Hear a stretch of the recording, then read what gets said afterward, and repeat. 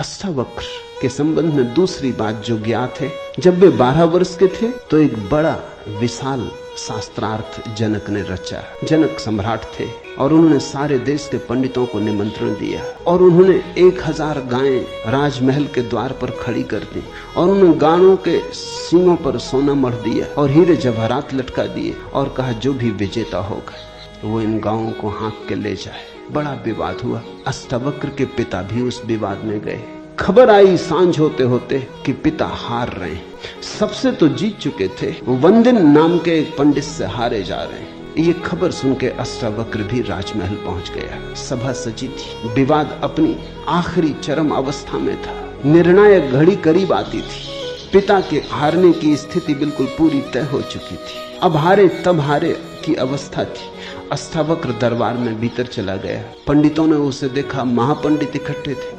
उसका 8 अंगों से टेढ़ा मेढ़ा शरीर, वो चलता तो भी देख के लोगों को हंसी आती। उसका चलना भी बड़ा हास्यास्पद था। सारी सभा हंसने लगी।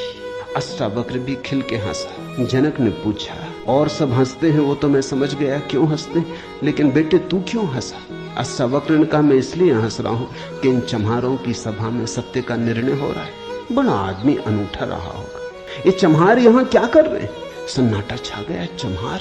सम्राट ने पूछा, तेरा मतलब? उसने कहा, सीधी सी बात है, इनको चमड़ी ही दिखाई पड़ती है, मैं नहीं दिखाई पड़ता। मुझसे सीधा साधा आदमी खोजना मुश्किल है, वो तो इनको दिखाई ही नहीं पड़ता। इनको आड़ा टेढ़ा शरीर दिखाई पड़ता है। ये चम्हार है, ये चमड़ी के पारखी। मेरा शरीर टेढ़ा मेढ़ा है, लेकिन मैं तो नहीं।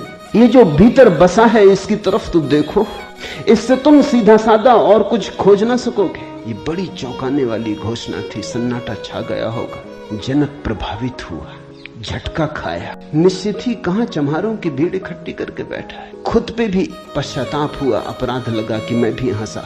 उस दिन तो कुछ न कहते बना, लेकिन दूसरे दिन सुबह जब सम्राट घूमने निकला था तो राह पर अष्टावक्र दिखाई पड़ा। उतरा, घोड़े से पैरों में गिर पड़ा। सबके सामने तो हिम्मत न जुटा पाया एक दिन पहले।